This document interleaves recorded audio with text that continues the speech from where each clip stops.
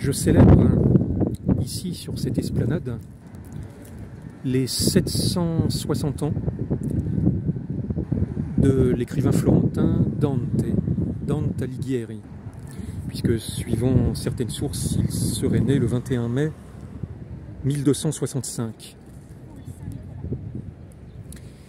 Dante, comme je l'ai dit, était florentin.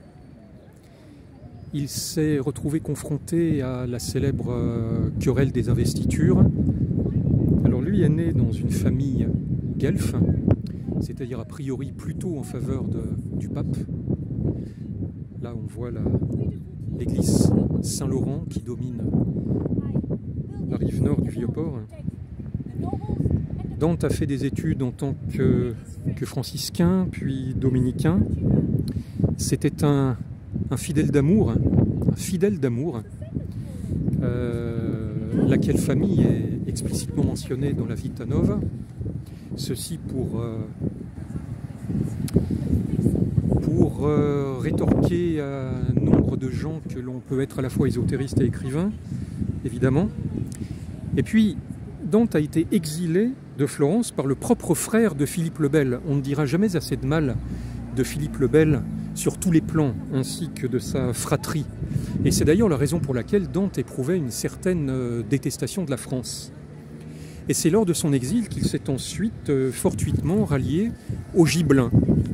C'est ainsi que sa position dans la querelle des investitures proprement italiennes entre Guelfes et Gibelins était assez complexe, position qu'il a finalement résolue explicitement dans son maître ouvrage de la monarchie, des Monarchia, de la monarchie, qu'il a publié en 1310. Alors, que signifie la monarchie pour Dante? C'est très simple, il le précise dès le premier livre. C'est un ouvrage qui comporte 3 livres. Le premier s'appelle « Nécessité de la monarchie », où il démontre que la monarchie est nécessaire au bien-être du monde. La monarchie temporelle qu'on appelle empire, c'est-à-dire que Dante ne fait finalement aucune distinction de fond entre la monarchie et l'empire. Alors il met les deux, on va dire, quasiment sur le même plan.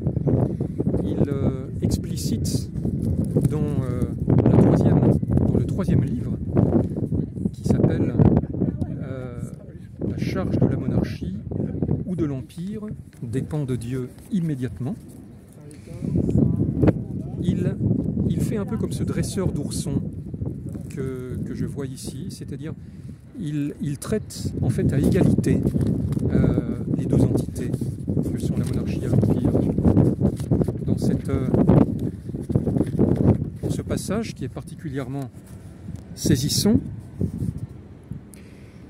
la papauté et l'empire, puisqu'elles sont des relations de prééminence, doivent être ordonnées à une relation de prééminence dont elles découlent. Donc le pape et l'empereur, puisqu'ils sont des relatifs, doivent être ordonnés à un être chez qui se trouve sans caractéristique particulière la relation même de prééminence.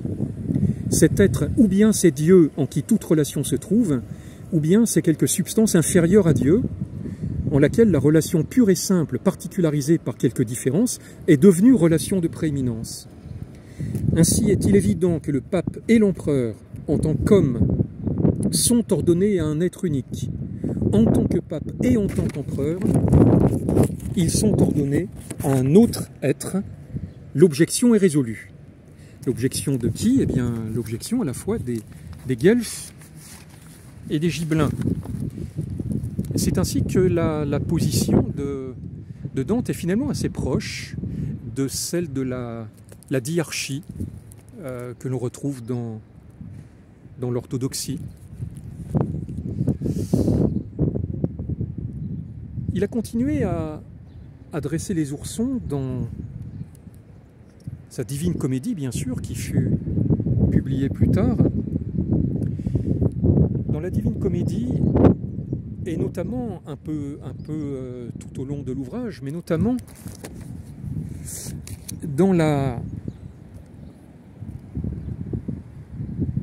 au paradis. paradis, là, est effectivement placé dans le 9e cercle, le 9e ciel, pardon, du paradis, plus exactement dans la 3e sphère, celle de Vénus, la sphère qui contient les âmes qui ont été sujettes à l'amour. Il a placé Folquet de Marseille. Folquet de Marseille, c'est un troubadour que j'ai déjà cité, plus exactement nommé au sujet de ma célébration de Jean-Paul Bourg. Folquet de Marseille, un troubadour né au milieu du XIIe siècle, issu de Gênes, qui a été ensuite cistercien, puis évêque de Toulouse. D'ailleurs, c'est amusant, c'est un bienheureux qui est vénéré le 25 décembre. Je vais vous lire un extrait de ce que déclare Folquet de Marseille à Dante, au paradis. Un extrait dans lequel le troubadour déplore notamment la corruption de l'Église, en des termes assez rudes. On va voir qu'il maudit le florin, la fleur de lys florentine, la monnaie estampillée de la fleur de lys, et qui, pour Folquet de Marseille, est responsable de la corruption de l'Église. Et à la fin de ce chant, de ce 9e chant du paradis, Folquet de Marseille annonce l'arrivée de l'empereur Henri VII de Luxembourg, qui sauve l'Église de l'adultère, tout simplement.